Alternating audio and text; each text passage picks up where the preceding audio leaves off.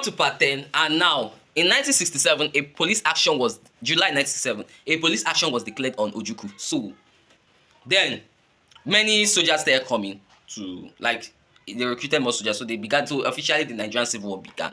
And so when these Nigerian soldiers came, the Biafran soldiers repelled them, and they were like, "Oh, this thing was really serious." And this was where it was now becoming a war. It was not like a civil war. So the Biafra had an army, and they recruited, they conscripted, they did whatever they wanted to do. Stay with Nigeria. So now, being Nigeria was an important player in the international system prior to the Civil War, foreign interests now came into Nigerian Civil War. So now we now had France, Portugal, Israel, Team Biafra.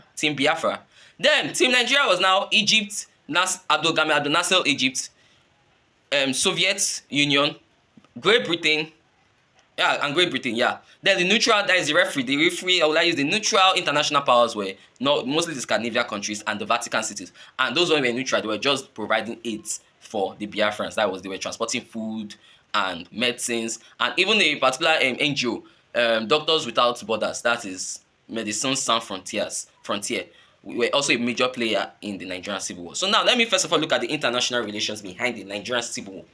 Now, France and Portugal supported Biafra for one simple reason. A united Nigeria was a threat to them because Nigeria was sponsoring Fremlo movements in Mozambique and MPLA in Angola, and they were fighting for independence. Then, France, in the other hand, was dominating and controlling their Mumu and Francophone countries, and still controlling them, which is still controlling them till today. So they saw Nigeria. If Nigeria becomes powerful, Nigeria will be able to tell these people that we have been chopping you people eyes since. So you get, so they didn't want Nigeria to grow. So when Ojukwu came with the plan of Biafra, they were so happy to embrace, to divide Nigeria. Why as for Israel? I think their reason was that they saw Biafra as themselves trying to liberate from a oppressive neighbor, that was Nigeria. Then why did Britain support Nigeria? Now the reason is simple.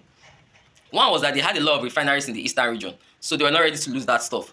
Pure money and money and money. Soviet Union, same thing. Nigeria was like, Ojukwu actually fucked up in the case of the Soviet Union. He stopped all Soviet Union contracts in the eastern region. So the Nigerian government promised the Soviet Union that when they get back the eastern region, they will give them back those contracts that the Soviet Union were doing for them.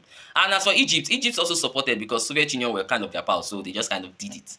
So eventually, this is why a lot of international relations experts always call the Nigerian Civil War a very weird civil war during the Cold War, because normally Soviet Union and Britain were supposed to be the same team. You get, but they were in the same team, which was just like communism and capitalism one thing, which was just so weird. That was story. So eventually the war started in 1967, and in 1968 the Biafrans were doing well until they started losing badly. So the Nigerian army now the Nigerian military did a three-frontal attack. They came from behind, that was through Port Harcourt in 1968.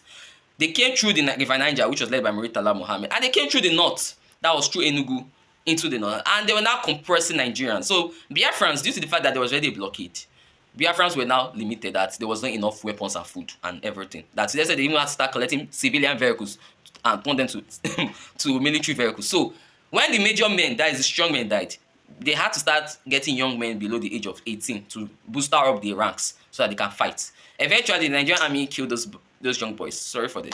And by 1969, the war was really terrible for Biafra. That Biafra was at a choke point, that people were dying for hunger. Both soldiers and civilians, everybody, hunger catch everybody. That in January 1950, in January 1970, on 12 January, an armistice was signed that ended the war.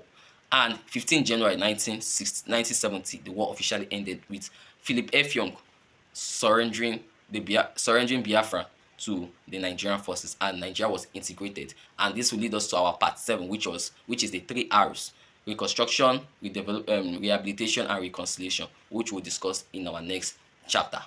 Thank you.